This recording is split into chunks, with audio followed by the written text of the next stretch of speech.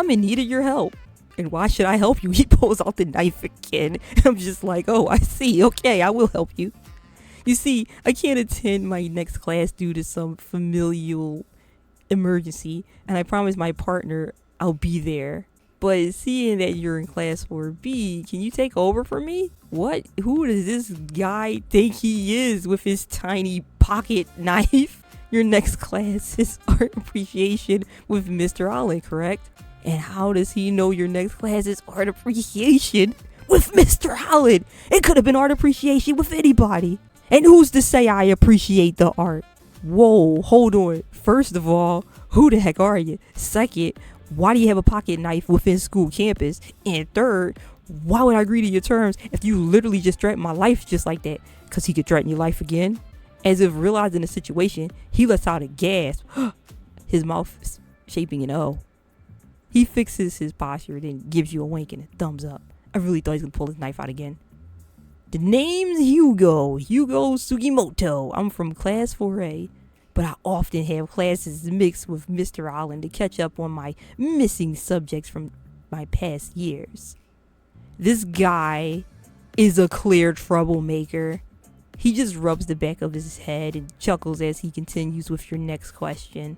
Taking out the pocket knife. I knew he was going to take that knife out again. He dangles it like some toy and presents it to you like it's the most exquisite thing you've ever laid your eyes on. You rolled your eyes. What, are you going to give me the knife? Is it going to be a present? He waves the pocket knife left and right. I can't tell if he's threatening me or if he's like offering the knife to me as some sort of gift. It's for self-defense. Self-defense against me? I didn't even do anything. It's for self-defense. The guards are quite crappy at their jobs in inspecting each bag. Things as little as these are easy to slip by. Plus, it's quite useful if you're ever in a pickle or if somebody's ever eavesdropping on your conversation. We're in school grounds. Just use scissors like any other normal human being. But scissors aren't as cool. He puts his tool, so we're going to call it a tool. He puts his tool back in his pocket. He puts his weapon back in his pockets. And as for your last question, his expression relaxed, his goofy persona thrown out of the window as quick as it came, his tone now a bit serious with his gaze fixated on you. Do you have friends, Key? You got any friends? Okay, that kind of offended you a little bit. Yes, I do. No, you don't. You have one friend. You have a singular friend. You don't have friends with an S. You have friend with no S. Yeah, but don't you ever think you feel like you're not doing much for them? That made you shut your thoughts up. Not gonna lie, he's not really the best guy out there. He blabbers on with the thought of whoever his friend is, but judging from the way he talks, he seems to care for him, admire him even. But people tend to misunderstand him. People tend to misunderstand me and my knife-wielding ways quite a lot. Heck, even I did. I thought I couldn't trust this guy with anything, like how you don't trust Crowe with anything before. Sorry for threatening you with a knife, Key. You know what? He's not so bad. See, I was eavesdropping on him. He threatened me with a knife, and that's fair. He realizes I'm not a threat. He apologized. I accept his apology. But what I'm saying is that oftentimes I can never be there for him. I've given up on the thought of staying by his side. But you, however, now I'll stay by your side. There was a gleam in his eyes you couldn't seem to decipher. Maybe you'll understand him, huh? What the heck's he talking about? Get to the point. Oh, I'll show you a point. Pulls out knife. I gotta stop mentioning that knife.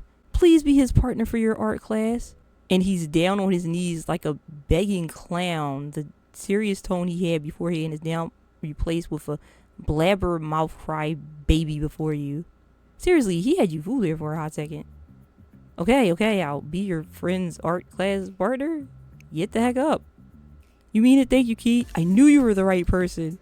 Just, who is this friend of yours anyway?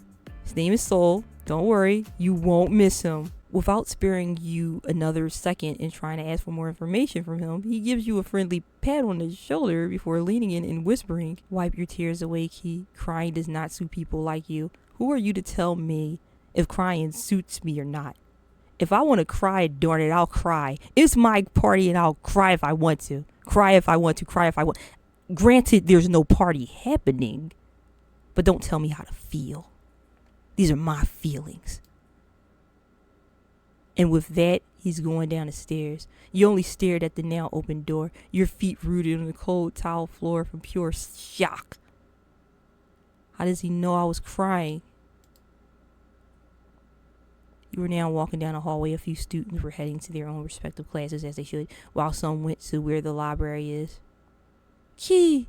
Was he looking for me this whole time, Dag? Did you go to lunch? Did you eat? Dang.